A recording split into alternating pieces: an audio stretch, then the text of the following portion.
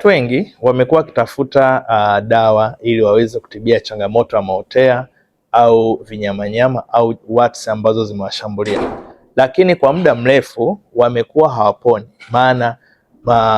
Maana kwa muda mrefu wamekuwa hawaponi kwa sababu wanatumia tu dawa za kupaka na kupaka na kupaka. Hii ndio sababu inayopelekea usiweze kupona changamoto yako. Sasa iko tiba sahihi ambayo kama ukijua na ukaamua kuitumia, changamoto yako itaenda kuisha kabisa, kwa sababu tiba hii itaenda kutibu chanzo kuanzia ndani na changamoto yako itaondoka kabisa.